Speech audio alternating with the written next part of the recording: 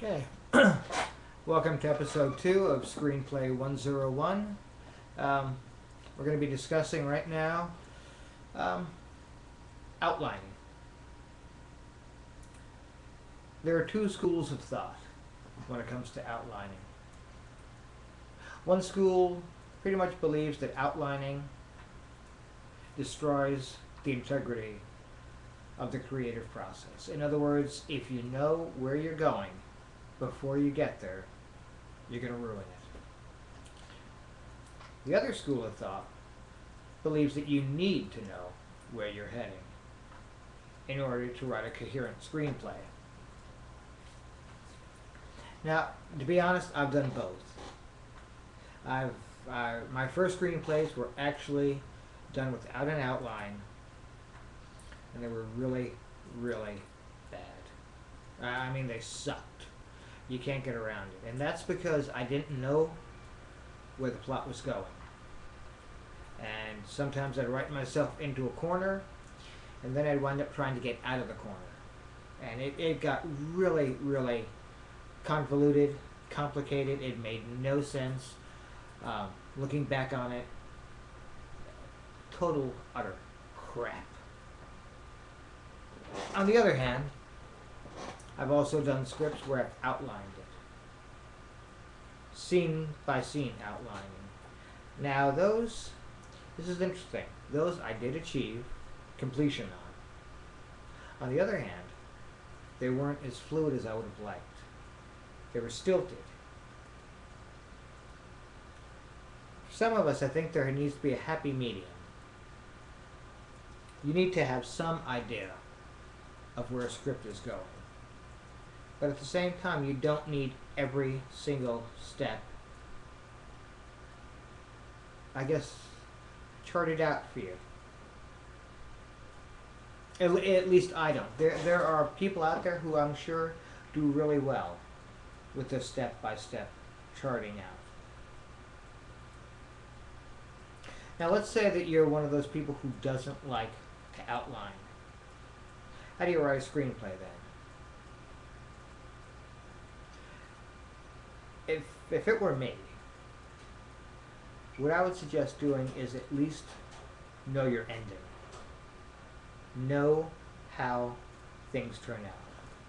Once you know how things turn out, at least you've got a destination.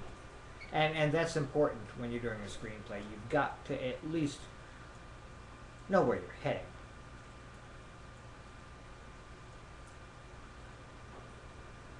I guess when you're writing by the seat of your pants,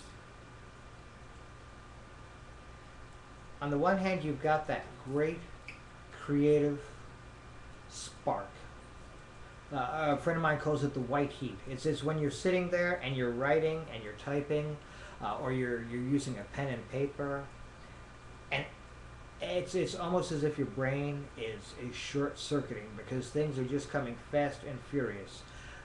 Anyone who's a writer, anyone who's a screenwriter, in fact anyone who's a writer, period, let's be honest, when they've hit that moment, they know it. It's a high that is indescribable.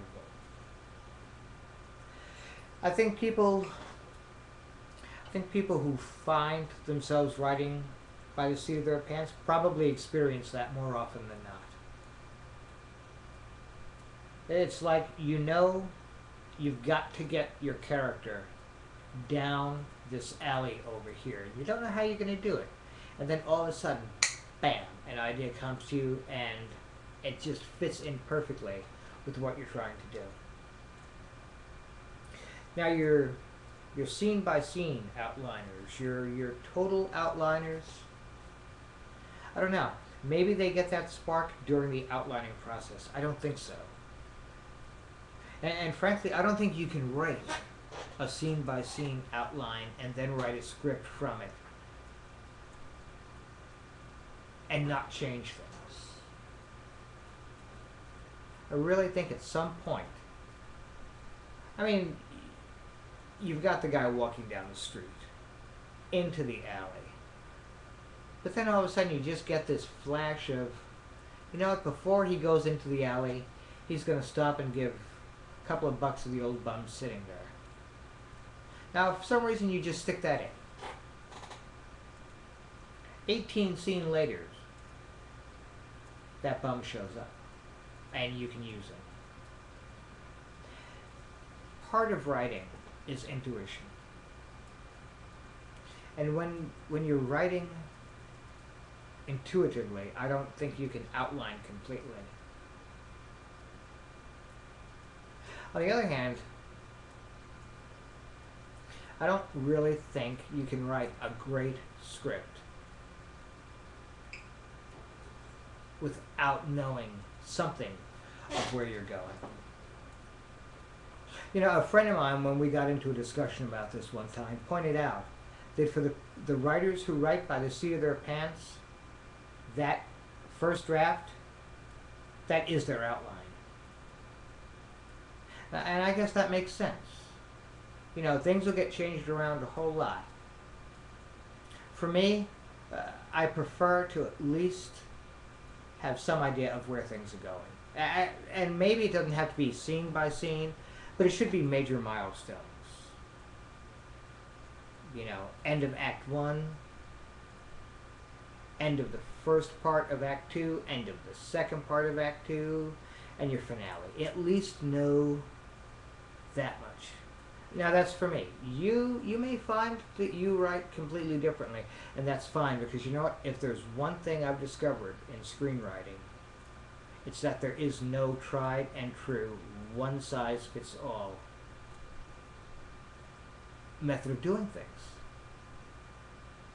It's just like there is no great screenwriting software that will satisfy everyone at all times, which I think is what we're going to discuss in our next installment.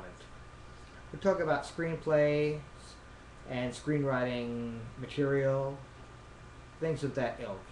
Anyway, thanks for tuning in. I really appreciate it, and we'll see you next time.